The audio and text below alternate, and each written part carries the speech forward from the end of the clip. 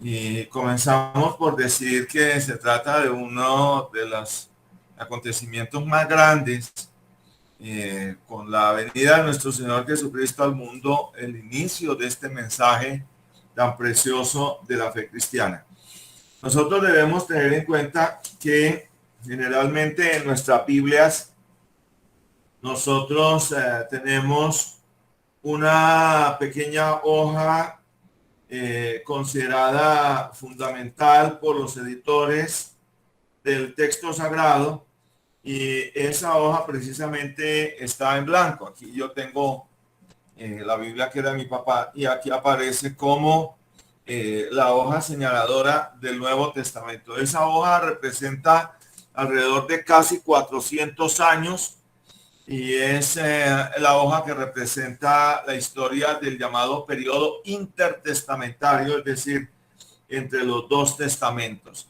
Y es que en ese intervalo pues pasan muchas cosas, en ese intervalo que va más o menos del siglo, mediados del siglo V antes de Cristo a nuestra parte, a la parte ya del siglo primero, pues pasan muchas cosas, muchos acontecimientos, y hay muchos elementos que no están en la parte final, en el colofón del Antiguo Testamento, pero sí aparecen ya en el Nuevo Testamento, como por ejemplo el Imperio Romano, el griego, ¿no? Esos eran elementos que no estaban, pero ahora del otro lado sí aparecen, sí están. Está la ciudad de Roma. Roma fue fundada en el año 753 antes de Cristo.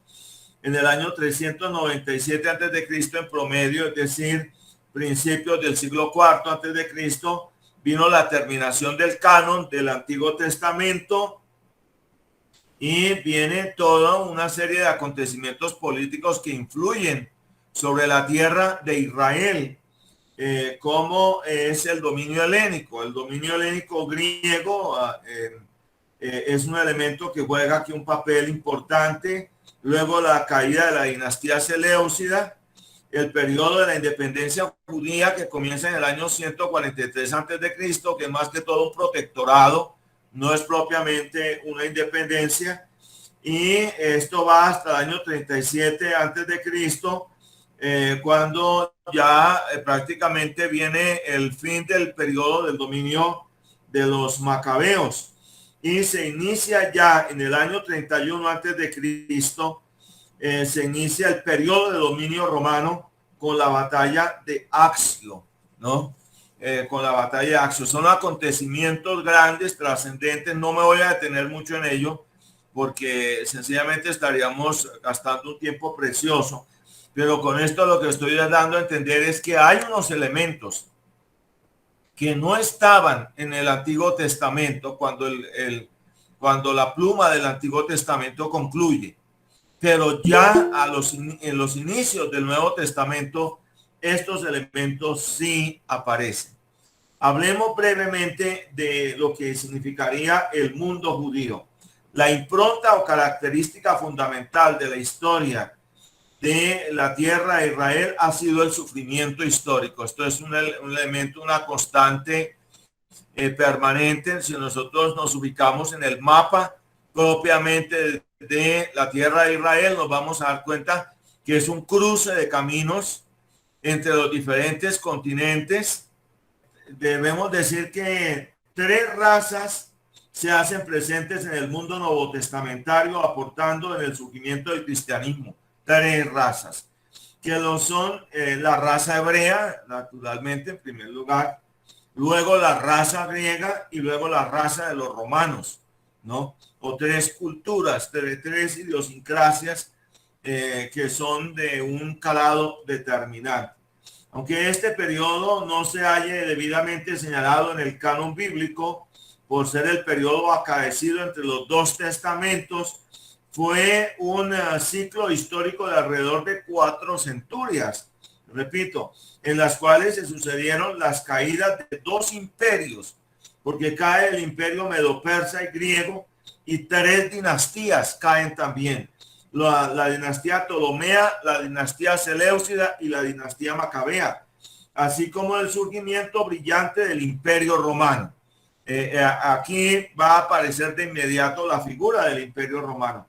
Para el caso concreto de Israel, este fue un periodo de intensas vivencias en las cuales su motivación principal fue la preservación firme de la fe judía contra los embates del helenismo y de los imperialismos. Debemos decir que Israel padeció mucho por su fe. El costo de preservar su fe, su identidad judía, fue un costo grande en su momento, y eso se ve cuando incluso en varias ocasiones el templo fue ensangrentado, el Sanedrín también se ensangrentó, y los judíos de una u otra manera con mucha dificultad logran preservar su fe, su identidad como judíos. Del judaísmo recibió el cristianismo su mayor contenido desde el punto de vista histórico. Por lo tanto, para estudiar la historia de la iglesia se debe conocer ese contexto histórico-cultural en el cual se cuajó. El interés fundamental del judío era la relación entre Dios y su pueblo a través del pacto mosaico, cuyos elementos esenciales eran la nación, la ley y el sacerdocio. Ellos luchaban alrededor de estos tres elementos: la nación, la ley y el sacerdocio. Y dentro de este entramado, ellos procuraban en todo era la preservación y obediencia al pacto mosaico. Así que el pacto mosaico pues tiene un elemento central en la vida del pueblo judío durante todo este periodo. El periodo intertestamentario, salvo algunos intervalos, fue por lo general un periodo de constante tensión, autoritarismo, anarquismo, violencia y crisis. Es decir, no dejaron de haber algunos intervalos algo sosegados, pero por lo general no fue así. Por lo general lo que hay es muchas incursiones, mucha rapiña alrededor de la tierra de Israel, el Medio Oriente, y detrás de esto toda una cadena de ires y venires muy duros, muy difíciles para el pueblo de Israel. Nuestro Señor Jesucristo nace en una época muy turbulenta para la vida del pueblo judío. Esto también debemos nosotros tenerlo muy en cuenta. Aunque la observancia mosaica se vio constantemente amenazada, la entronización de la ley fue permanente.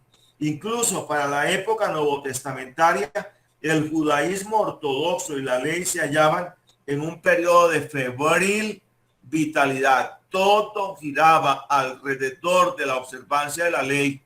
Todos los aspectos de la vida del pueblo judío, tanto en la tierra de Israel como en la diáspora, giraba alrededor de la entronización de la ley y de las tradiciones del pueblo de Israel. Todo giraba alrededor del templo, las observancias del templo en general.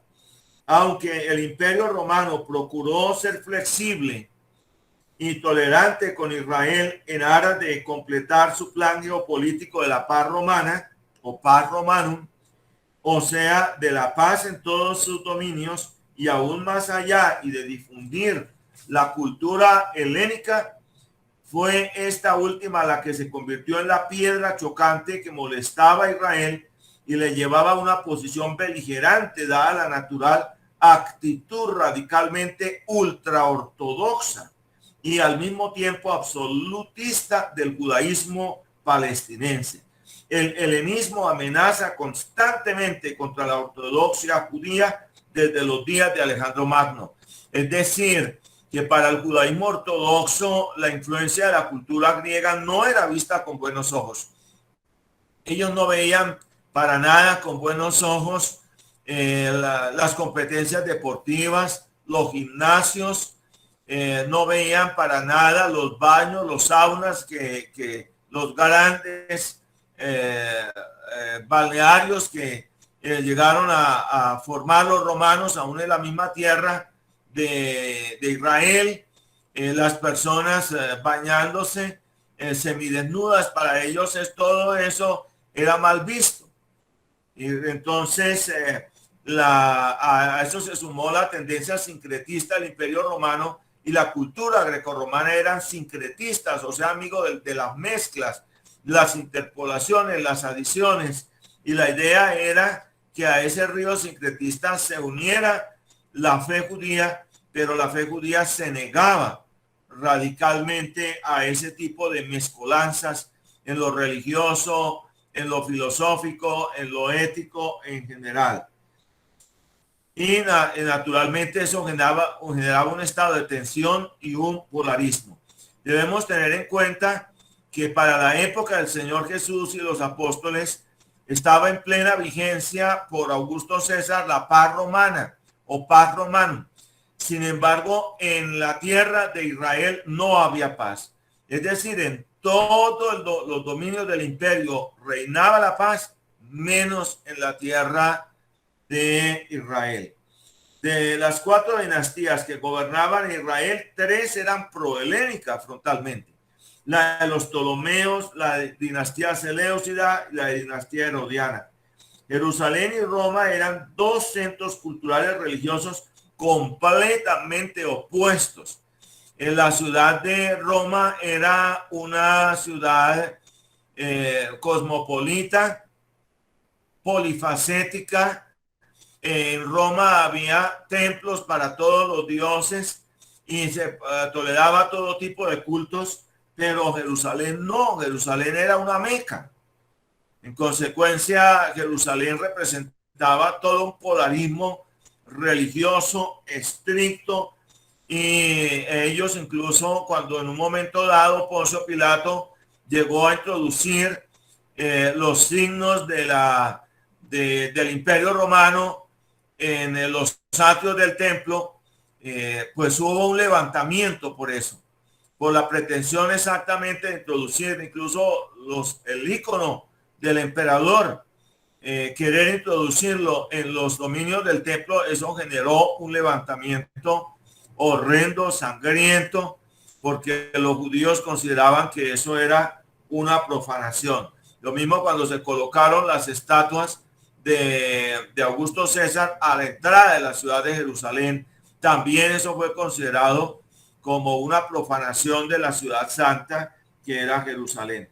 Pero estas 2 ciudades eran extremos completamente opuestos.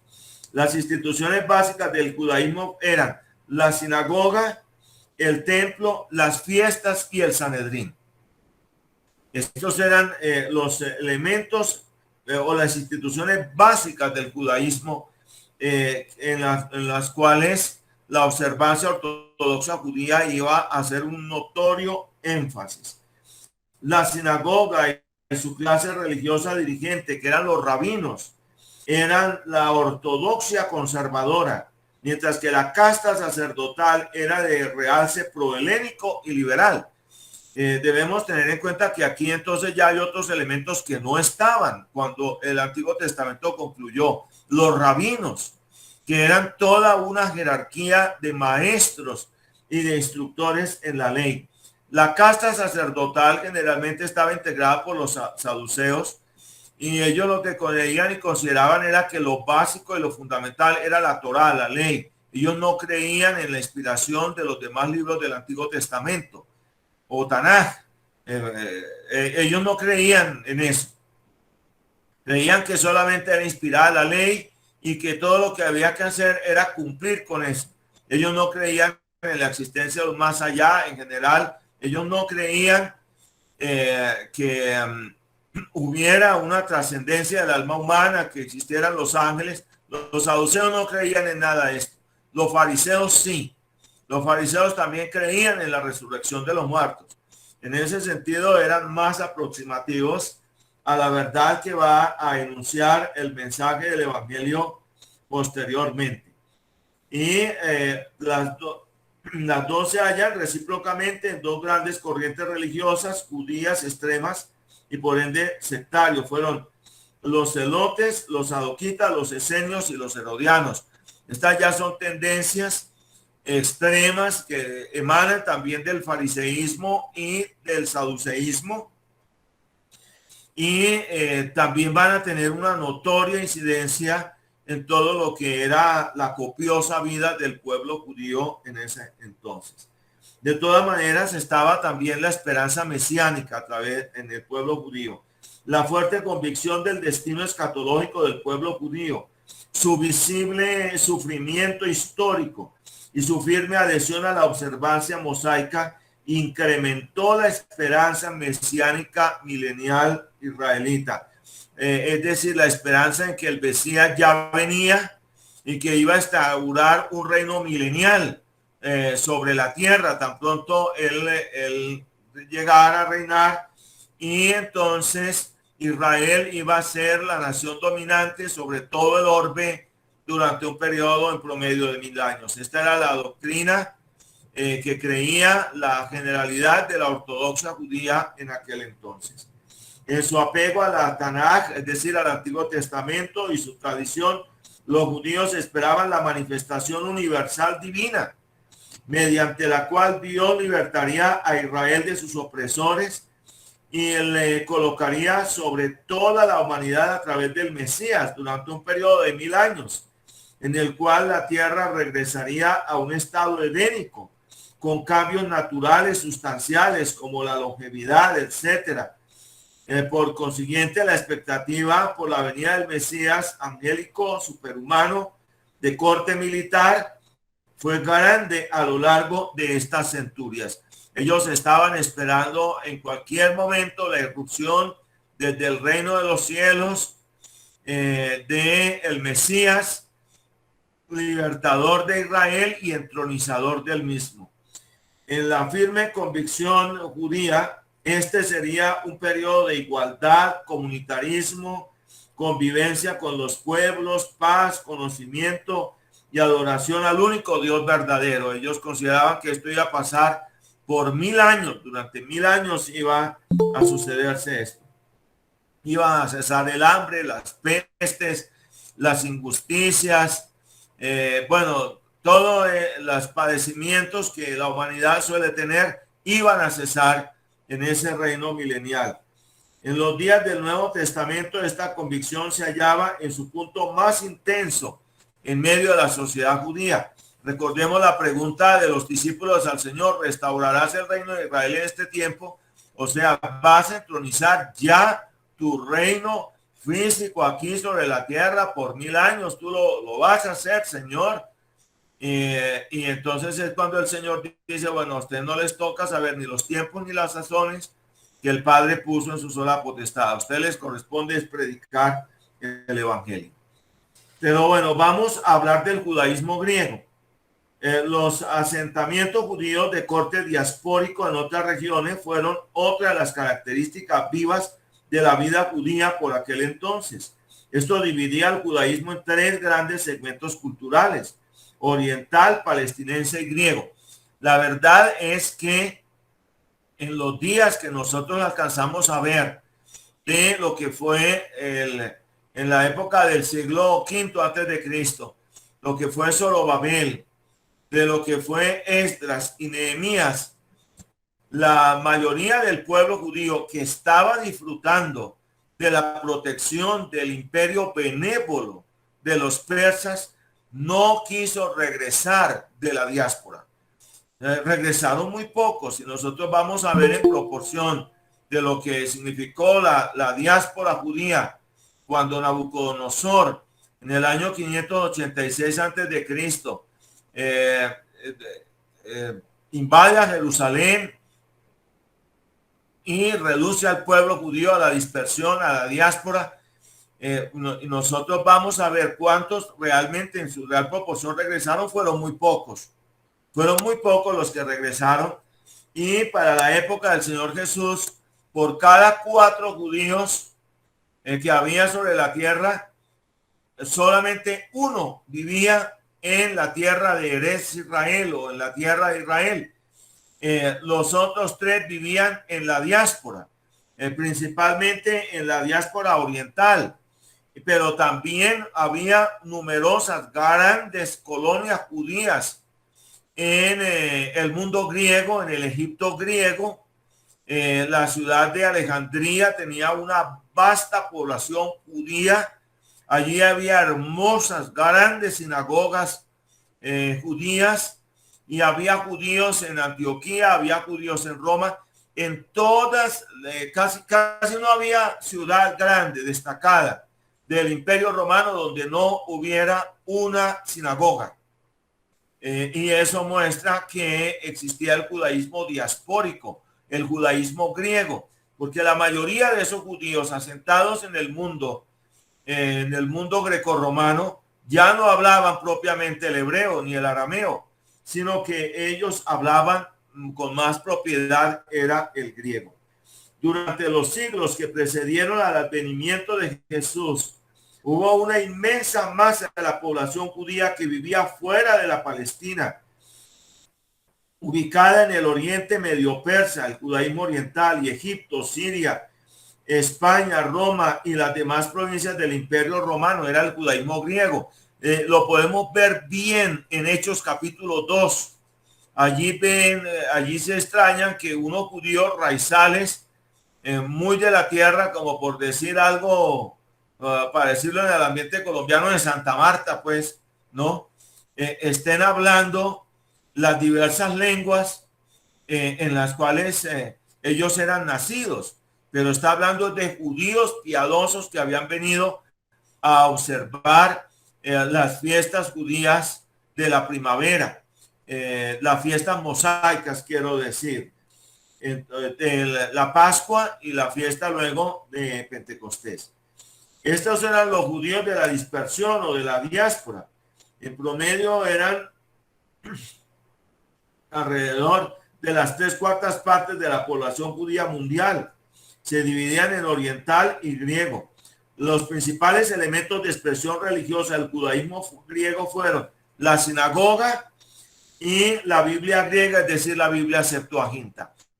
Los judíos griegos no tenían mayor contacto con el templo, porque para poder viajar hacia el templo, pues se requería meses y hasta años para llegar al templo en Jerusalén.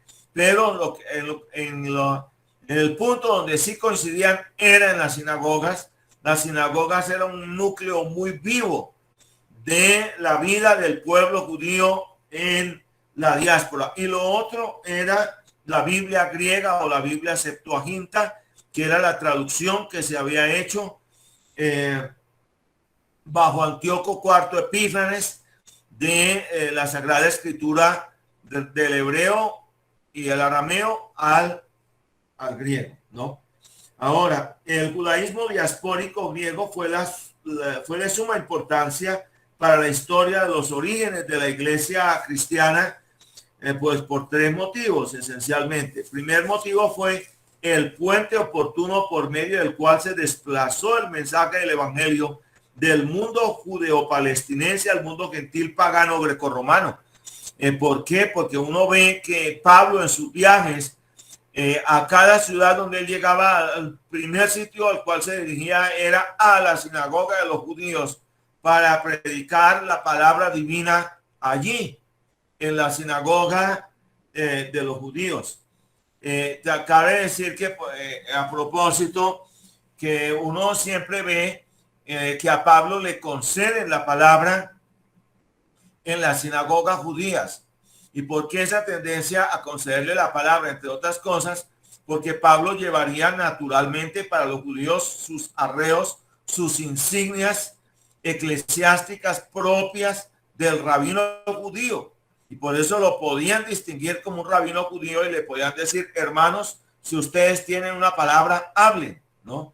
Y era porque había una indumentaria, porque había unos signos distintivos que distinguirían a Pablo y a Bernabé de todos los demás, para darles el uso inmediato de la palabra. Pero noten que ellos se dirigían era a la sinagoga y a las sinagogas griegas.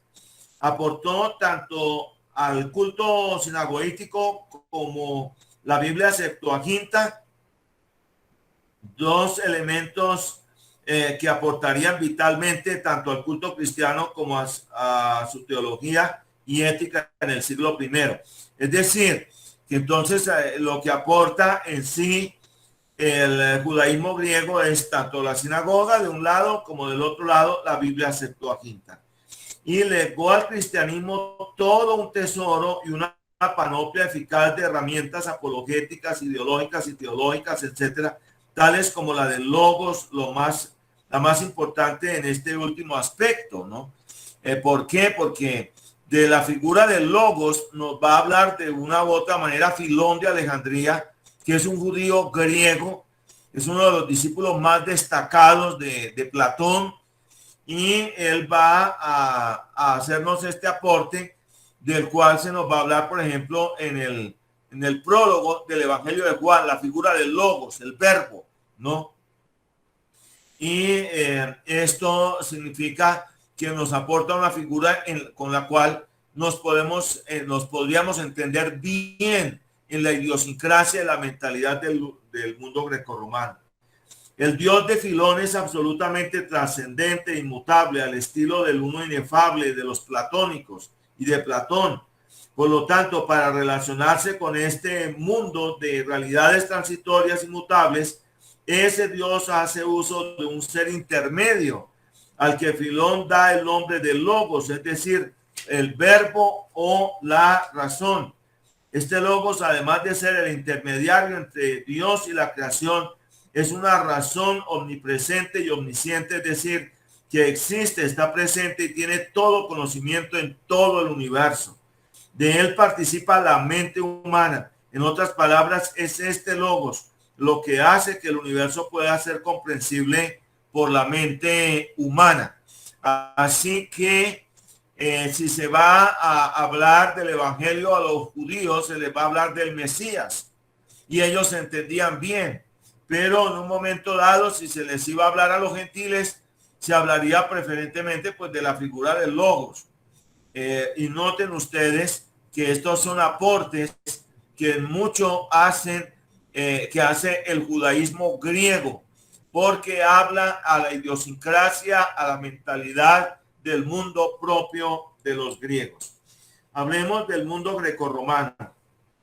En el año 31 antes de Cristo se sucede la batalla de Accio. Esta es una batalla de un corte muy importante en la cual Octavio vence a Marco Antonio y a Cleopatra y concluye el periodo de la República Romana, de la patria de Rómulo y Remo. Se erige entonces el imperio romano. Lo teníamos antes como una especie de república con un acuerdo para una especie de protectorado sobre la tierra de Israel, pero ahora lo tenemos es como lo que es, viene a ser en verdad todo un imperio con Augusto César. Y entre los años 63 y 37 antes de Cristo, pues Pompeyo y Herodes el Grande se toman respectivamente a Jerusalén, concluye la independencia judía y se inicia el dominio romano sobre la Palestina, que es lo que nosotros vemos. Es decir, este es el elemento que nosotros vemos ya en el plano propio del Nuevo Testamento. En materia política y militar, Roma fue la portadora del cetro y la espada. Fue el instrumento político, económico y jurídico unificador de gran parte del mundo asiático, africano y europeo alrededor de la cuenca del Mediterráneo. Si nosotros miramos la configuración de los demás imperios que antecedieron al imperio romano, el imperio babilónico, el imperio medo-persa, el imperio de Alejandro Magno, los Seleucidas, los Ptolomeos, todos trataron de forjar unos imperios o forjaron unos imperios que tenían un giro hacia el oriente, hacia la región del continente asiático, pero muy poco de injerencia tenían sobre el occidente. El imperio romano es un imperio único en su naturaleza. ¿Por qué? Porque fue un imperio que abarcó occidente y oriente, abarca toda la cuenca del Mediterráneo, todo el norte de África, desde el sur de las Islas Británicas toda la región de las Galias, lo que hoy es Francia, todo lo que está al sur del río Danubio, toda esa inmensa franja de la Europa antigua está bajo el dominio de los romanos, y ese dominio llega hasta el Asia Central, la región de la Armenia y el Asia Central. De tal manera que se trató de un imperio único.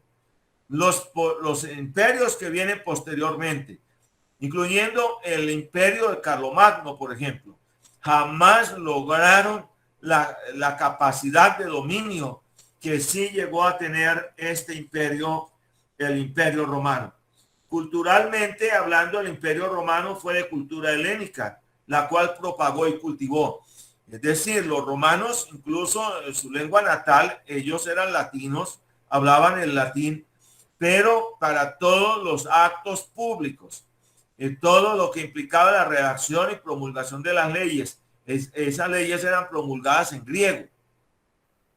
Y eso muestra cómo el imperio romano asumió la cultura griega, la encarnó y la difundió.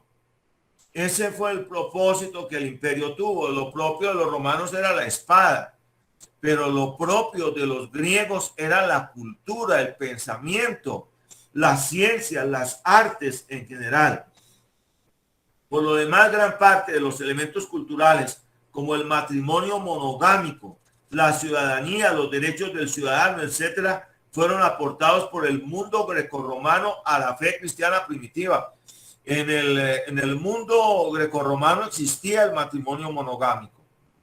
Esta era una eventualidad que se daba. La ciudadanía, esto no existía, esta concepción del ciudadano no existía propiamente en el mundo oriental. Lo que existía era la concepción de los vasallos y los derechos del ciudadano, y el derecho romano es un elemento sine qua non.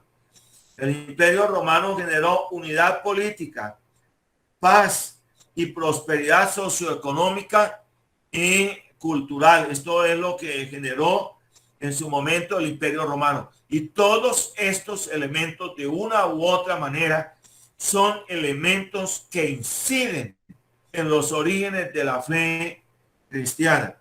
Estos tres logros del imperio, la unidad, la paz y la prosperidad, debían tener como fundamento, según el Estado romano, la crisis religiosa o el sustrato religioso. Es decir, el culto a los dioses para el imperio romano era algo fundamental, porque para ellos los dioses eran el fundamento y eran la razón de ser del imperio. Así que el Estado subsidiaría los cultos a los dioses de Grecia y Roma, pero al mismo tiempo el Estado permitiría la existencia de una tolerancia religiosa hacia los demás cultos que no, en un momento dado, no fueran cultos hostiles con la cultura grecorromana y con el culto a los dioses de Grecia y de Roma. En general, si nosotros miramos bien, el imperio romano fue un elemento estratégico, fue único. En un momento dado incluso fue algo que fue dado por el mismo Dios, porque ustedes observarán que incluso eso significaba que había una sola ley desde las Islas Británicas hasta la Armenia Central. Entonces eso significaba una sola legislación, un elemento estructural, vertebral, que intercruzaba muchos pueblos, que sería práctico. El imperio romano tenía grandes flotas en el Mediterráneo, grandes carreteras, grandes ciudades, grandes hospederías. El imperio romano tenía grandes medios de comunicación que para la época eso era todo una proeza, ¿no? Y naturalmente que esto fue un elemento clave para que se pudiera difundir el imperio, el mensaje del evangelio grandemente. Esta se lograba a través de elementos religiosos culturales, el sincretismo, Para ellos era fundamental el sincretismo. La tendencia exclusivista o antisincretista del judaísmo fue un serio obstáculo en este último objetivo de la unidad religiosa. Para los romanos la idea era por qué los judíos no se unen a nuestra unidad religiosa. Esa era más o menos la idea que tendrían los romanos. Otro elemento clave para ellos era el culto al emperador. Esta práctica fue decretada por Augusto César a partir del año 31 a.C. Tenía un carácter obligatorio. Fuera de la religión que se fuera, debía de una u otra manera adorarse al emperador. Y el emperador era adorado a su muerte. Es que el emperador era divinizado, era tras la muerte de él, no propiamente en vida. ¿No? El mundo grecorromano fue grandemente afectado por aquel entonces con las llamadas religiones del misterio. Sucede que las tropas romanas en sus excursiones por las diferentes áreas del imperio y del mundo trajeron toda una serie de credos que se reconocen como las religiones propias del misterio. A grosso modo, las religiones griegas del misterio, como por ejemplo el culto a Dionisio, el culto a Orfeo u Orfismo, los misterios seleucinos, y también tenemos las religiones orientales del misterio, como el culto a Isis y Osiris, el culto a Atis y Cibeles, el culto a Istar y Tamus, el culto a Adonis y Afrodita, el culto al dios persa Mitra o mitraísmo, e incluían muchas prácticas, algunas prácticas realmente incluso macabras, como era el caso de la castración. En otras, estos cultos implicaban el consumo de hachís, de donde viene la palabra asesino, o sea, hachicino, porque bajo el efecto del hachís se llegaban a cometer horrorosos crímenes. También sexo colectivo, estados hiperestésicos donde se hablaban lenguas. En general, había toda una variedad en estos llamados cultos del misterio, y los cultos de los dioses de Grecia y Roma estaban viniendo en decadencia. Eran los cultos nuevos, este tipo de cultos, los que estaban tomando mucho auge en el mundo grecorromano. Con el paso del tiempo, 4 siglos más tarde, muchas prácticas de los cultos paganos, así como escatologías, creencias u objetos del culto pagano, ingresaron en el cristianismo de la Iglesia imperial, pero esto ya lo miraremos en su debido momento. Gran afinidad del mensaje de la fe cristiana con las afirmaciones, denuncias y exposiciones de muchos filósofos griegos como Xenófanes, Sócrates, Platón, Aristóteles y los estoicos. Muchos de ellos creían en la existencia de un ser supremo, del alma y del más allá, principios dogmáticos fundamentales de la fe cristiana. Es decir, que cuando nosotros vamos a ver las diferentes escuelas del pensamiento en el mundo de los apóstoles, nos vamos a dar cuenta que la iglesia encontró muchos puntos aproximativos con el platonismo y con los estoicos. Esto no quiere decir que la iglesia, que el mensaje del evangelio fuera platónico o estoico. Hubo muchos, como Orígenes, como el mismo Agustín de Hipona, que prácticamente casi que formaron una especie de cristianismo platónico en la época de los siglos IV, del siglo V en general. Pero el mensaje del evangelio era un mensaje completo, que tenía todo un perfil, toda una fuerza, toda una vitalidad completa en sí misma, sin necesidad de aleaciones con estos sistemas. De todas maneras, sí eran sistemas que mucho tenían unos elementos aproximativos de la fe cristiana. Esto lo podemos ver también en el discurso de Pablo en Atenas, ¿no? Y también esto implicaba la necesidad de ser personas idóneamente preparadas. Y en efecto, el apóstol Pedro, por ejemplo, era una persona que tenía poder del Espíritu de Dios, no lo podemos negar, pero el más idóneo para la expansión del mensaje del evangelio en el mundo grecorromano era el apóstol Pablo. Era un hombre que tenía una vastedad cultural, una vastedad en el conocimiento y una profundidad también en el conocimiento de la fe judía que lo hizo el instrumento más apto para ser el agente cabeza de esa difusión del mensaje del evangelio por el mundo grecorromano. Ahora, la sociedad grecorromana del siglo I se hallaba en un avanzado estado de descomposición moral. Para esa época, al igual que para el mundo de nosotros hoy, había también consumo de alucinógenos en sus diferentes formas. También las ciencias estaban muy avanzadas. Eso es bueno tenerlo en cuenta. Pero había un nivel de descomposición moral muy grande. Había unas situaciones también de injusticia social grandísimas, muy grandes. Había también prácticas como la sodomía, era una práctica muy frecuente. El lesbianismo, primero se inician una serie de perversiones en el nivel de vida de las mujeres, luego en el nivel de vida de los hombres. Esto se debe a la concepción según la cual tener relaciones sexuales, un hombre con un hombre, era tener una relación sexual superior frente a lo que significaba tener una relación sexual de un hombre con una mujer.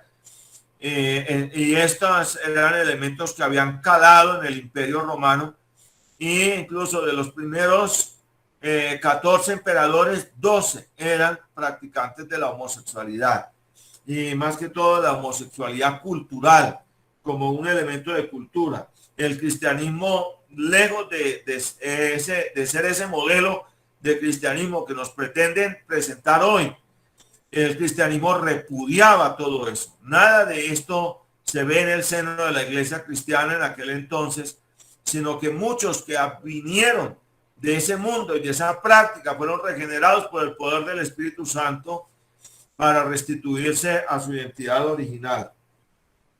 El sistema de producción socioeconómico de aquel entonces tenía como base de su sistema jerárquico piramidal la esclavitud. La esclavitud era un elemento constante. Hay indicios, por ejemplo, de la obra de grandes ingenieros. Hay un ingeniero llamado Atón, que es un ingeniero alejandrino, posiblemente de origen judío, que llega a crear grandes máquinas a vapor en general, pero esto fue desechado porque la idea era que entonces la esclavitud desaparecía y se necesitaba una estructura piramidal de la sociedad, y por lo tanto estos elementos quedaron prácticamente mucho en su ensayo. El mensaje de la fe cristiana del siglo I, aunque hizo uso de varios elementos filosóficos y culturales para su difusión, jamás fue influenciado por ninguna escuela o tendencia filosófica griega. En sus orígenes, no. Y en la época de los apóstoles del Señor, no. Ya veremos más adelante que sí hay ciertas tendencias helenizantes en la misma iglesia cristiana, pero no en la época propiamente de nuestro Señor Jesucristo o en la época de los apóstoles. Y lo cierto es que nosotros debemos al mismo tiempo reconocer que se necesitaba de elementos idóneos para poder llevar el mensaje del evangelio en todo el sentido de la palabra. Entonces entramos propiamente al ciclo de lo que es la iglesia apostólica. El periodo de la iglesia apostólica va más o menos entre el año 30 con Pentecostés, el acontecimiento de Pentecostés, y el año 100 con la muerte del apóstol Juan. Este periodo se subdivide en el periodo de la iglesia pentecostal, que va del año 30 al 35, eso es un periodo corto. Luego viene el periodo de la iglesia esparcida entre el año 35 y el 50, que es cuando la fe cristiana comienza a ser esparcida por las diferentes partes del imperio. Luego viene el periodo de la iglesia gentil entre los años 50 y 68, que es el periodo cuando se fundan las primeras iglesias en el mundo del gentil del Imperio Romano, y el periodo sombrío que va del año 68 al año 100. El primer periodo es el periodo de la iglesia apostólica. Repito, entre el año 30 y el año 100. Luego hay un segundo periodo, que es el periodo de la iglesia perseguida, que va entre los años 100 y 313. Es decir, de los siglos segundo y tercero. La iglesia apostólica es del siglo primero. La iglesia perseguida es de los siglos segundo y tercero. Luego viene el periodo de la iglesia imperial, que va del año 313 con el edicto de Milán hasta el año 476, fines del siglo V, con la caída de Roma. Luego viene el periodo medieval, que es un periodo que va del siglo V al siglo XV. Comienza con la caída de Roma y concluye con la caída del imperio bizantino o la caída de Constantinopla. Luego viene del periodo de 1453 al periodo de 1648 la iglesia reformada o la reforma. Y luego del año de 1648 hasta el día de hoy tenemos la iglesia contemporánea. Pero nosotros nos ubicamos en el periodo de la iglesia apostólica, en el siglo primero, en esta ocasión. El primer periodo se llama apostólico porque fue el periodo de acción de los apóstoles. Y vamos a comenzar hablando de la iglesia judía en primer lugar. Durante los 8 primeros años de vida de la iglesia era exclusivamente judía. En este periodo que va del año 30 al 35, esta iglesia es marcadamente judía. No hay mayores evidencias de la presencia de gentiles en la iglesia en este periodo. Comienza todo con la tarea asignada por nuestro Señor. Nuestro Señor Jesucristo da la gran comisión, como lo podemos ver en Mateo 28, en Marcos 16 y en Hechos capítulo 1. La pregunta de los discípulos a Cristo sobre la restauración de Israel, es decir, sobre el reino milenial del Mesías, revela más el patriotismo y particularismo que ellos tenían, pero no que ellos no tenían en ese momento esa visión universalista de la predicación del evangelio. Y Jesús les cambia completamente la perspectiva. En contraposición a las aspiraciones inmediatas de la pregunta de los muy judíos apóstoles del Señor, Jesús les encomienda el cumplimiento de la misión sagrada de la predicación del evangelio a todas las naciones. Este evangelio debería ser predicado no solamente en Judea y Samaria, sino hasta lo último de la tierra.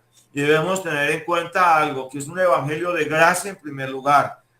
En segundo lugar, es un evangelio que es un mensaje para todas las culturas, que no es una cultura, porque el evangelio no es una cultura, es un mensaje para todas las culturas, que es algo diferente, que es algo distinto.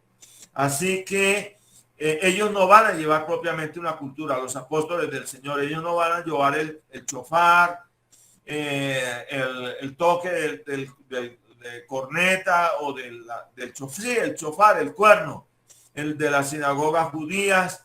Ellos no van a llevar las fiestas judías al mundo, ellos van a llevar el mensaje del evangelio, que es diferente, ¿no? Y viene el cumplimiento del tiempo. Dice, venido el cumplimiento del tiempo, Dios envió a su Hijo. ¿Por qué es venido el cumplimiento del tiempo? Noten que todas las condiciones estaban dadas. Las condiciones políticas, las condiciones culturales estaban dadas. Estaba la paz romana. Por eso había el mensaje de la fe cristiana en un momento clave, que Dios había puesto los elementos claves para que el evangelio se difundiera. Las grandes carreteras que tenía el imperio romano hicieron viable la difusión del mensaje del evangelio a Oriente y a Occidente. El cronograma de la historia judía comienza naturalmente con Pentecostés. Luego, en el año 35 viene la muerte de Esteban. En el año 42 la muerte de Herodes Agripa I. En el año 50 se sucede el Concilio de Jerusalén.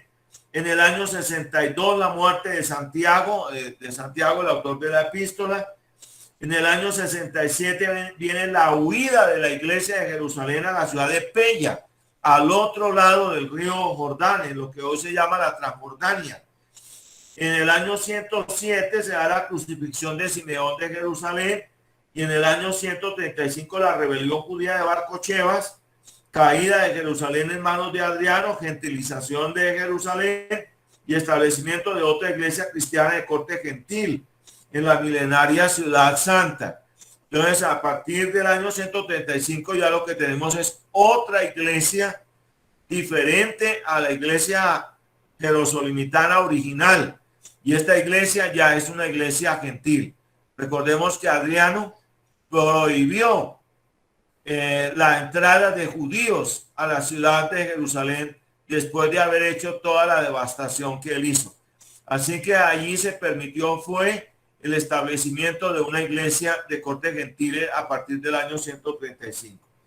Y todo pues comienza con Pentecostés, la venida gloriosa del Espíritu Santo, en la fiesta de las semanas o de Hag HaShavuot, en la identidad judía, la primicia de las cosechas, de la cosecha de la cebada, y después de 50 días después de la muerte de nuestro Señor Jesucristo. Y entonces ya vemos lo que aconteció. Hechos capítulo 2 nos lo muestra. De todas maneras, allí nace la iglesia judía de Jerusalén, conocida como la secta de los nazarenos, o también la llamaban la secta del camino. Así era que la llamaban. Esta fue una iglesia exclusivamente judía, sin admisión de ningún gentil en su seno. Hay un caso concreto de un diácono de la iglesia que se llama Nicolás, que es prosélito. Quiere decir que él previamente se había convertido primero de su vida pagana gentil a la fe judía mediante la circuncisión. Y luego se había convertido a Cristo el Señor cuando se oyó la predicación del mensaje del Evangelio de Pentecostés. Por eso la Biblia habla de Nicolás, prosélito de Antioquía. Pero por lo demás, esta iglesia era una iglesia marcadamente gentil. Hablo de la iglesia cristiana primitiva de la ciudad de Jerusalén, la iglesia jerusalemita. La vida de esta iglesia era de un crecimiento cuantitativo y cualitativo y se caracterizaba por la comunidad de bienes y era de una fuerte convicción escatológica. Debemos tener en cuenta que en primer lugar no era una comunidad de bienes forzada. Esto es lo primero. Ahí vemos nosotros, por ejemplo, que se habla de la casa de Juan Marcos. Eso significa que los padres de Juan Marcos, Marcos el evangelista, tenían una gran casa, una gran propiedad en Jerusalén. Posiblemente era el mismo aposento alto, pero la Sagrada Escritura no nos dice que ellos vendieran esa propiedad para ponerlo a los pies de los apóstoles. Propiamente era algo voluntario. Lo mismo hizo Bernabé, por el sentir de Dios, voluntariamente vendió unos bienes y los puso a los pies de los apóstoles. Pero no era nada que se pudiera decir forzado, de ninguna manera. Para las iglesias gentiles, la comunidad de bienes no tendría vigencia. Es bueno tener en cuenta eso. Lo que Pablo habla para el caso de la iglesia de Éfeso es: a los ricos manda que sean ricos en buenas obras y que no pongan su esperanza en la riqueza siendo ningunas, pero no les ordena vender las propiedades, recoger sus caudales y colocarlos en una especie de comunidad socialista, como ha pretendido el mundo marxista en forma completamente antihermenéutica, imponer sobre el mundo diciendo que la comunidad primitiva cristiana tenía bienes forzadamente. Pero esto no es cierto, en primer lugar. En segundo lugar, no era en todas partes. A las iglesias gentiles nada de eso les entraba en un momento dado. Ahora, los grupos que formaban parte de la iglesia de Jerusalén eran los judíos extrapalestinenses o diaspóricos o griegos, los judíos palestinenses y probablemente algunos judíos que eran prosélitos, o sea, que eran de origen gentil. Las necesidades generadas por el crecimiento de la iglesia generaron la necesidad de formar nuevos ministros. Surge el diaconado con el paso del tiempo porque la iglesia creció grandemente, surge el ministerio de los diáconos y vemos también por la Sagrada Escritura otros ministerios existentes en la iglesia de Jerusalén, el presbiterio, cuerpo de ancianos. También había un ministerio de profetas y un ministerio de evangelistas, pero hemos de tener en cuenta que en esta época todavía no ha sido escrito el Nuevo Testamento. La revelación todavía, la revelación de Dios por el Espíritu Santo está abierta. No hemos llegado a los días de Juan y del Apocalipsis, y por lo tanto, pues naturalmente estos ministerios tendrían una gran fuerza, una gran influencia. ¿Cuál era el énfasis doctrinal judeo-mosaico, primitivo o judeo-mesiánico? Era en lo atinente a la ortodoxia judía, la iglesia de Jerusalén era de corte fariseo. Creían en la existencia de los ángeles, en el más allá, en el juicio venidero, ¿no? Por lo tanto, era de una ortodoxia en ese aspecto farisea. La diferencia con las demás ramas del judaísmo ortodoxo consistía en el firme reconocimiento de Jesús de Nazaret como el Mesías prometido. El Mesías prometido es Jesús de Nazaret. Y esta era la característica diferencial con las demás ramas del judaísmo. Las 4 doctrinas básicas del judaísmo mesiánico primitivo fueron: Jesús es el Mesías, Jesús ha resucitado, Jesús ha de venir por segunda vez en el gran día del Señor, y todos debemos esperar en arrepentimiento y santidad, ¿no? Tanto los judeocristianos como los cristianos en su generalidad no creyeron pertenecer a una nueva religión. Ellos no creían eso, sino que creían que la fe cristiana era la consumación misma de la fe judía. De esta misma opinión eran tanto los judíos no mesiánicos como los gentiles grecorromanos. Ellos consideraban que los cristianos eran una secta del judaísmo, pero originalmente no la consideraron como algo fuera del judaísmo. La adhesión a la observancia estricta de la ley sería el elemento característico que diferenciará a la iglesia judeo-mesiánica de las demás iglesias cristiano-gentiles. Tuvo un fuerte periodo judaizante, un fuerte partido judaizante, perdón. Esta iglesia era observante estricta de la ley. En esto sí ellos se distinguían. Sin embargo, ya nosotros vemos ciertas prácticas como la observancia del domingo en esta iglesia. Probablemente observaban el sábado y el domingo. Es muy probable, no tenemos mayores elementos, quisiéramos tenerlos, pero no los tenemos. De todas maneras, también había un fuerte partido judaizante que pretendió influenciar a las iglesias gentiles, diciéndoles que debían circuncidarse, guardar el sábado, guardar la ley, guardar las tradiciones de los ancianos para poder tener la salvación. Esto pretendieron decirle a los hermanos gentiles. Una característica muy propia y única de la comunidad judeo-mesiánica primitiva fue la comunidad de bienes. Repito, esta fue una característica muy propia de esa iglesia, que no fue algo que fuera un elemento común a todas las iglesias. Ahora, 3 acontecimientos notorios en la historia de dicha congregación judía fueron el martirio de Santiago en el año 67 y su éxodo a Pella, cuando ya vieron que las tropas romanas se acercaban para sitiar con carácter definitivo a Jerusalén.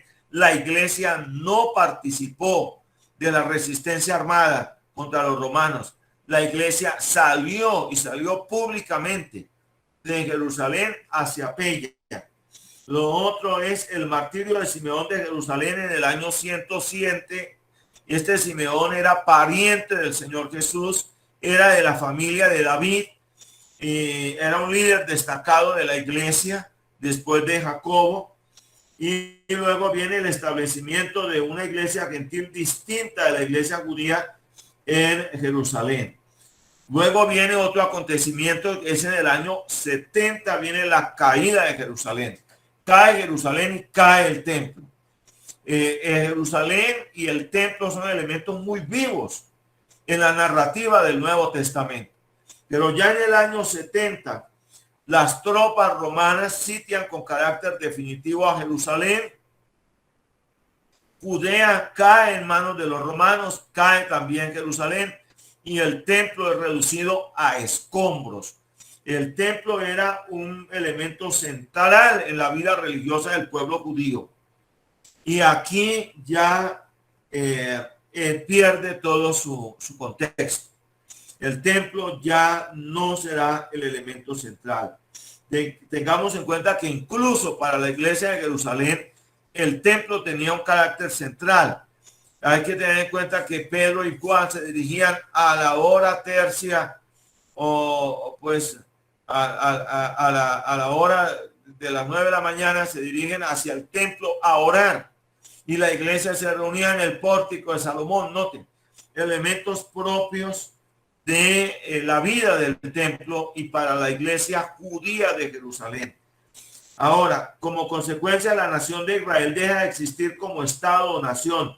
Comienza la diáspora judía, la diáspora romana. Comienza con toda su fuerza hasta 1948. Entonces deja de existir Israel como nación y se inicia la total diáspora del pueblo judío. Luego se sucede la pérdida de Jerusalén como centro natural y principal de la fe cristiana. Y aquí hay otras iglesias, otras comunidades como la de Antioquía, la de Alejandría y Roma, que van a tomar una prioridad frente a la ciudad de Jerusalén como centro de la fe cristiana. Y viene la separación del judaísmo y del cristianismo como entes independientes, fenómeno que se identifica en el sínodo de Jamnia, en el sínodo judío de Jamnia de fines del siglo I, en el año 90, la ortodoxia judía expulsa el cristianismo de su seno. Y de esa manera se genera una completa diferenciación de identidad entre cristianismo y judaísmo. Esto es muy bueno tenerlo en cuenta para toda la influencia del movimiento judaizante hoy que se está dando en la iglesia del Señor. Una cosa es el judaísmo ortodoxo antiguo y talmúdico y otra cosa es la iglesia del Señor. En cuanto a la vida familiar judeocristiana, pues hay muchas cosas que decir. La vida familiar y común de los judeocristianos en muy poco variaba de la del judío común judeo-mesiánico. El divorcio, aunque limitado a la causal única de adulterio comprobado, era permitido e implicaba el derecho a volverse a casar. Estoy hablando de la iglesia de Jerusalén, repito. En cuanto a la educación de los niños en la sinagoga o iglesia, los niños judeocristianos recibían instrucción en el Pentateuco, la Tanaj, el Evangelio de Mateo y muy probablemente las epístolas a los Hebreos y Santiago. Tengamos en cuenta que el Evangelio de Mateo fue escrito para los judíos y naturalmente este Evangelio tenía mucha receptividad en la comunidad judía de Jerusalén. Los mismos epístolas como los Hebreos o la epístola de Santiago.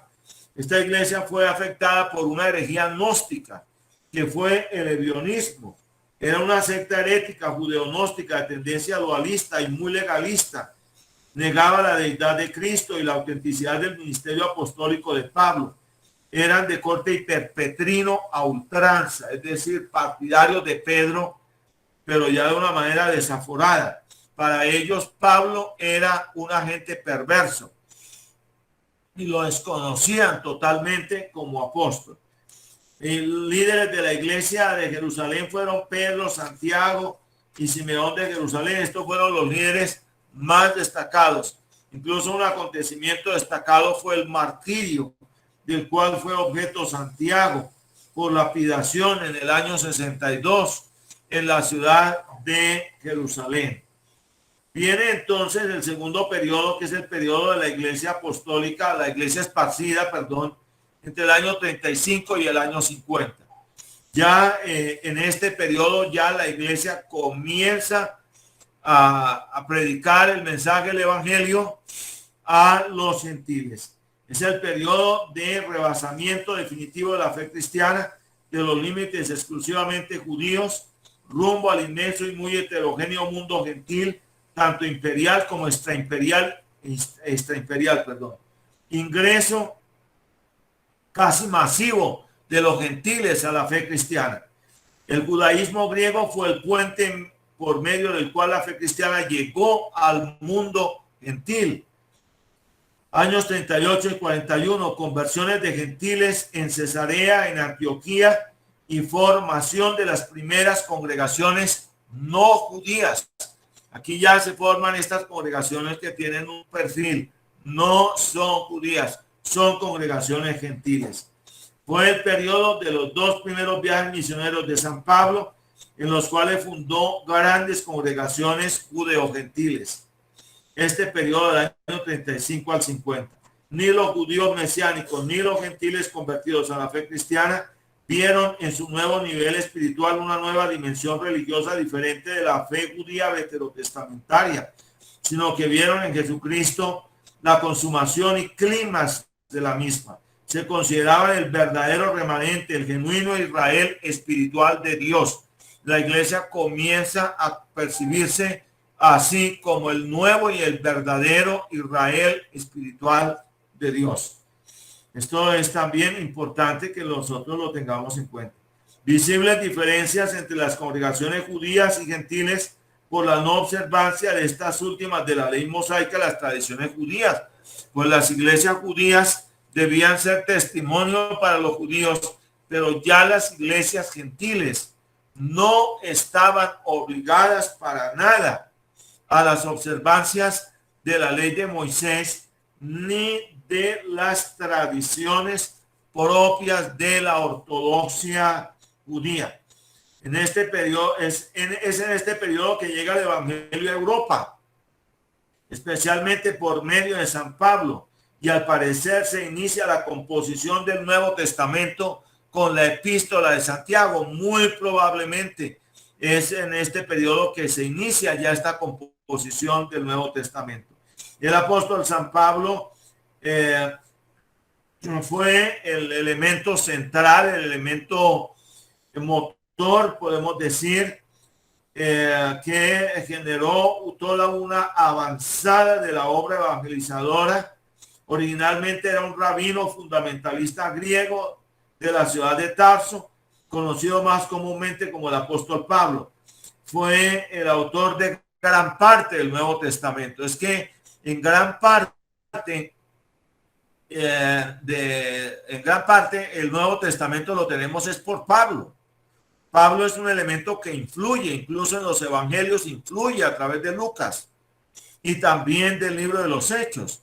Pablo es un elemento incidente con una centralidad única y compone alrededor de 13 de las epístolas del Nuevo Testamento. Eso muestra la influencia colosal que tuvo el apóstol Pablo. De allí la sentencia de San Agustín, cuando llega a decir, perdóname, Señor, pero ¿qué fuera de ti sin Pablo? ¿No? San Pablo realizó en promedio 4 grandes viajes misioneros y padeció 2 largos presidios, además de muchas otras adversidades por llevar el mensaje del evangelio. El mensaje resumido del apóstol Pablo fue: hay una nueva vida que le ha sido revelada, que le ha sido revelada por Jesucristo mismo. Es el Hijo de Dios que ha venido al mundo para redimirnos. Ha muerto, resucitado, ascendido al cielo para interceder por nosotros y vendrá otra vez. Esta es una buena nueva para judíos y gentiles. Todos podemos venir a él. Israel ha sido la nación escogida por Dios para la revelación de su plan de salvación y es depositaria de la ortodoxia, de la cual la fe cristiana es su consumación. Debemos distinguir claramente entre la ley y el evangelio. El pacto mosaico nos fue dado para que por medio de él conozcamos nuestro pecado y nos arrepintamos. El evangelio no ha sido dado, el evangelio nos ha sido dado para ser salvos. El pecado nos ha afectado y necesitamos ser salvos de los efectos letales del pecado adánico y del pecado en general. La ley nos exige santidad, pero no puede librarnos del pecado. La humanidad pecadora puede ser salva objetivamente por medio de Jesús, el Hijo de Dios, hecho hombre para morir por nosotros y librarnos del poder del diablo, el pecado, el infierno, la carne, el mundo y la muerte. Somos salvos gratuitamente por la sola fe en Jesucristo y su obra penal o por imputación o vicaria o sustitutoria y expiatoria o propiciatoria, no por las obras de la ley. El centro de la buena nueva del evangelio es la gracia de Dios, por medio de la cual somos salvos y santificados por el Espíritu Santo para una nueva vida. Y todo auténtico cristiano debe ser un discípulo comprometido de Cristo, bautizado, unido a la iglesia y testimonio vivo de la vida de Cristo en él. Este es el mensaje resumido del apóstol Pablo. Ahora, si nosotros miramos bien ese mensaje del apóstol Pablo, naturalmente que iba a causar un conflicto y lo iba a causar con el partido de los judaizantes, porque el partido de los judaizantes en la iglesia de Jerusalén pretendía perpetuar la ley de Moisés para los judíos, para los gentiles que se convirtieran, que vinieran al conocimiento de Jesucristo. Y el conflicto no se tardó y pronto se hizo ver. Los judaizantes insistían en el carácter perpetuo y salvífico de la ley de Moisés, cosa que es antibíblica. Por lo tanto, insistían en la consecuente conminación a los gentiles para que la guardaran. Inevitable y oportuno enfrentamiento entre los partidos paulinos de un lado y el partido judaizante del otro. El partido paulino es liderado por Pablo, por Bernabé y respaldado por Pedro y los apóstoles. Y el partido paulino lo que argumenta con inflexible vehemencia en favor del carácter suficiente y gratuito de la salvación por gracia mediante la sola fe en Jesucristo. Eso es lo que va a establecer el partido paulino en conformidad con el evangelio. El carácter suficiente de la obra de Cristo en la cruz del Calvario y que por lo tanto no necesitamos las observancias de la ley de Moisés. Permanente oposición del partido judaizante al apóstol Pablo a lo largo del resto de su ministerio. Pablo tendría la permanente oposición de ese partido que pretendía perpetuar la observancia de la ley, ¿no? Ahora, luego nosotros vemos el periodo que va del año 50 al 68. Este es el periodo de la iglesia gentil por excelencia. Comenzó con el concilio de Jerusalén en el año 50. El concilio se reúne, escucha al partido judaizante, escucha al apóstol Pedro, luego al apóstol Pablo, y el concilio claramente percibió de Dios por el Espíritu Santo que los gentiles no estábamos obligados a guardar la ley. Pablo más adelante va a decir que ni siquiera él como judío estaba obligado a guardar la ley, que él estaba obligado era a la ley de Cristo, pero que no estaba obligado a guardar la ley, que él guardaba la ley o las observancias judías era por testimonio a los judíos ortodoxos que él pretendía o procuraba traer a los pies de Cristo, pero que ni él siquiera él mismo estaba obligado como tal a guardar la ley. Ahora, este periodo, repito, entonces comenzó con el concilio de Jerusalén en el año 50 y concluyó con el martirio de los apóstoles Pedro y Pablo en el año 68 en la persecución de Nerón. Gran expansión del evangelio por Chipre, por Grecia, por Creta, Italia, Europa Central y España. También grande e intensa labor misionera del apóstol Pablo, pero no solamente del apóstol Pablo, también de los demás apóstoles y de muchos evangelistas que llevaron la palabra del Señor a diestra y siniestra. Fundación de las primeras iglesias europeas. Aquí se fundan ya las primeras iglesias en el territorio de Europa. Y se inició la composición del Nuevo Testamento en este periodo del año 50 al 68. Mateo, Marcos, Lucas, Hechos de los Apóstoles, las epístolas paulinas y petrinas, o sea, las del apóstol Pedro, la epístola a los hebreos, la epístola de Judas, se escriben en este periodo entre el año 50 y el 68. Y se funda la iglesia local primitiva de Roma, también en este periodo. Esta congregación fue grande desde un principio y será la principal iglesia latina, no la principal iglesia griega, pero sí la principal iglesia latina, y esto es bueno que lo tengamos en cuenta. Además, fue en esta época en la cual se fundó, entre otras iglesias latinas, repito, la iglesia local de Roma, al parecer por la posible injerencia de algunos judíos convertidos en Pentecostés. Dicha congregación fue desde el principio una congregación grande, con marcados perfiles no judíos, sino gentiles. Fue en Roma donde Lucas concluyó el libro de los Hechos de los Apóstoles, con el arribo de Pablo a dicha ciudad imperial en su primer presidio. Y esto ya es un signo grande, porque el libro de los Hechos comienza en Jerusalén, pero concluye en la ciudad de Roma. Pues bien, otro acontecimiento que está aquí en este periodo es la persecución neroniana, es decir, la persecución del emperador Nerón. Para la época de la persecución neroniana se veían ya de manera concisa varias diferencias apreciables entre el judaísmo y el cristianismo. Pues fue en esta época que se sucedió la primera gran rebelión judía. Primera gran rebelión judía se da entre el año 66 y el año 70. Concluye con la caída de Roma en el año 70 en manos de los romanos, más exactamente del general Tito. El templo, que era una hermosura, el templo judío era una cosa realmente muy bella, sería una de las 7 maravillas del mundo, si existiera hoy.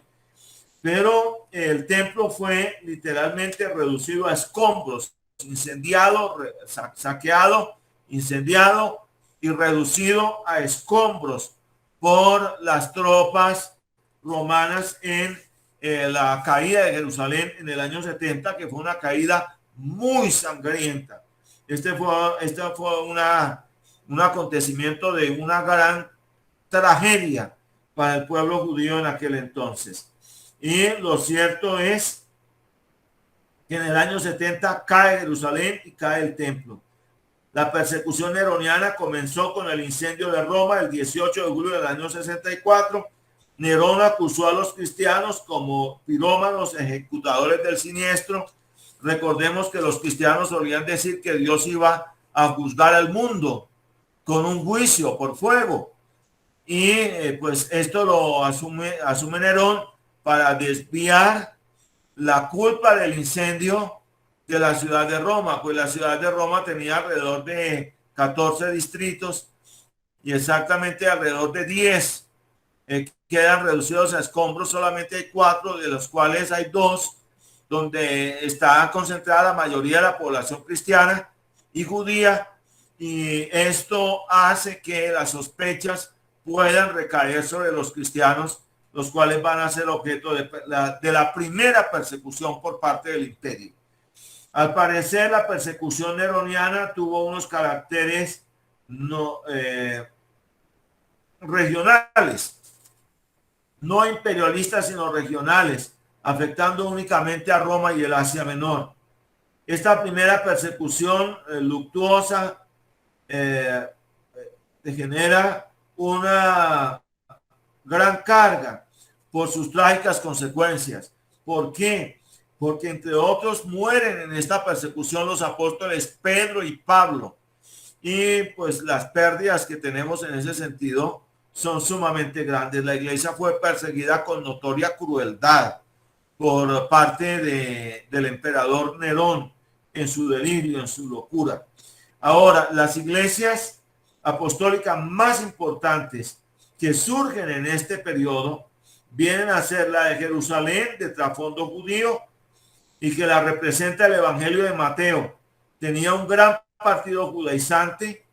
Pedro y Santiago fueron sus 2 más grandes líderes. Luego tenemos Antioquía de Siria, que fue una insignia del cristianismo gentil por excelencia. Su más destacado líder fue Ignacio de Antioquía, de trasfondo griego aristotélico. Y también tenemos a Juan Crisóstomo, que fue su más grande predicador y maestro de la época del siglo IV. Recordemos que él predicaba también la justificación por la fe, eso es muy bueno. Y la representa el Evangelio de Lucas, porque Lucas al parecer tenía orígenes en Antioquía. Luego tenemos Éfeso, cuartel de avanzada del cristianismo en Asia Menor. Sus más grandes líderes fueron San Juan y San Pablo, lo mismo que Ireneo de León. La representa las epístolas juaninas, el Apocalipsis y el cuarto Evangelio. Entonces la ciudad de Éfeso está muy ligada con lo que llamamos el capítulo juanino del Nuevo Testamento, es decir, lo que compuso el apóstol Juan. Luego tenemos la iglesia de Corinto, cuartel de avanzada en la Grecia occidental, de tendencias subjetivistas y hedonistas. Tuvo muchos conflictos grupales y dogmáticos. Tengamos en cuenta que Corinto era un cruce de caminos y se hallaba ubicada sobre el estrecho de Corinto, el Golfo de Corinto. Los barcos, las grandes flotas iban precisamente a atracar allí, es decir, allí parqueaban. Y Corinto era una ciudad que se distinguía por sus tabernas, por los bebederos, por el culto que había, un culto allí pululaba, el culto el culto del Olimpo, pero había una modalidad cultural donde había alrededor de 1500 prostitutas rituales. Entonces, esto hacía que Corinto fuera una ciudad muy libertina. Y ese nivel de vida libertina que había en Corinto se reflejaba también naturalmente en la iglesia, ¿no? Y eso lo podemos ver en los males de la iglesia, donde Pablo llega a decir que uno tiene sed y el otro está borracho. Y así sucesivamente. Fue la iglesia más pentecostal que podemos ver en el Nuevo Testamento, y sin embargo la iglesia más conflictiva es la iglesia de Corinto. Fue una iglesia que le proporcionó muchos problemas a Pablo, y todavía en la época de Ignacio de Antioquía, a fines del siglo I y principios del siglo II, vemos que había muchas divisiones en esta iglesia, en la iglesia de Corinto. Y noten ustedes la tendencia hacia la inmoralidad, hacia la homosexualidad, porque había también muchos homosexuales en Corinto. La práctica de la sodomía era una constante en ese momento. Incluso en el mundo grecorromano, para hablarse de la vida libertina, se decía, vamos a corintear. Y eso muestra el nivel de vida libertina que tenía la ciudad de Corinto. Luego tenemos la iglesia de Roma, de un trasfondo ético estoico, de filiación preferentemente gentil latino. La representa la epístola de San Pablo a los romanos. Sus más grandes representantes fueron San Pablo y Clemente de Roma. Son los más grandes representantes históricos que podemos avistar de esta iglesia, ¿no? En general, esto es lo que podíamos nosotros destacar por el día de hoy de todo este capítulo interesante que fue el periodo de la iglesia de los apóstoles, la iglesia apostólica. En este periodo de la iglesia apostólica se compone el Nuevo Testamento, pero hemos de tener en cuenta que en lo que tiene que ver con la narrativa la narrativa que nos presenta el Nuevo Testamento de esa iglesia, pues en ese momento todavía no se había cerrado el canon, la revelación no era completa y todavía había mucha vigencia de lo que se llamaban los dones o los dones del Espíritu Santo en repito, en ese modelo de iglesia, los apóstoles son los elementos que tienen la rectoría central, y lentamente va surgiendo el régimen de gobierno y del gobierno episcopal por manos de los mismos apóstoles, ¿no? Va surgiendo en las diferentes iglesias que se van formando a lo largo del Imperio Romano, que los apóstoles van fundando. Y pues naturalmente el libro de los Hechos y el Nuevo Testamento nos brindan algunos atisbos del origen de muchas iglesias. Pero hay iglesias como la de Alejandría que no sabemos propiamente quién la fundó. Y en muchas iglesias, otras como la de Cartago, tampoco sabemos quién fundó la iglesia en Cartago, en el norte de África. No tenemos ese conocimiento cierto. Es decir, lo que Lucas calla, parece que toda la globalidad de la iglesia de la época lo callara. Y quisiéramos tener más datos al respecto, pero lo cierto en términos reales es que no los tenemos. Yo aspiro a que esta cátedra les haya servido a ustedes, les brinde por lo menos unos atisbos originales muy generales de lo que era, de lo que fue la vida de la iglesia apostólica en su generalidad. Hay muchas tendencias, por ejemplo, a decir que el culto de las iglesias en esta época se realizaba en las catacumbas romanas. Eso es una falsedad, pero muy visible, y no, que no tiene asidero ninguno, ni bíblico ni extrabíblico. Completamente, el culto de las catacumbas va a ser un fenómeno que va a surgir después y que obedece a motivos concretos. Y no era porque la iglesia hiciera cultos en secreto en las catacumbas. Eran cultos grandes, eran cultos públicos, donde la iglesia se congregaba para recordar el aniversario del fallecimiento de algún obispo, de algún gran mártir de la iglesia. Entonces la iglesia se reunía allí. Yo creo que por lo pronto he cumplido con mi cometido y espero serles a ustedes en todo de mucha bendición. Qué triste ver desaparecer al apóstol Pedro, crucificado en Roma y al parecer boca abajo. El apóstol Pablo no, el apóstol Pablo, bajo esta persecución que es la de Nerón, él va a morir decapitado, que era lo propio de los ciudadanos romanos, y Pablo era ciudadano romano. Por lo tanto, Pablo viene a morir decapitado. Él dice: procura venir pronto a verme, porque Demas me ha desamparado amando este mundo y se ha ido a Tesalónica, es decir, a los Juegos de las Olimpiadas, para ver las Olimpiadas, y había dejado solo a Pablo. Dice: solo Lucas está conmigo. Y le dice: procura traerme la capa que dejé en casa de Carpo, y mayormente los pergaminos, o sea, las Sagradas Escrituras. Tráigame la Sagrada Escritura porque la necesito. Dice: porque yo ya estoy para ser ofrecido y el tiempo de mi partida está cercano.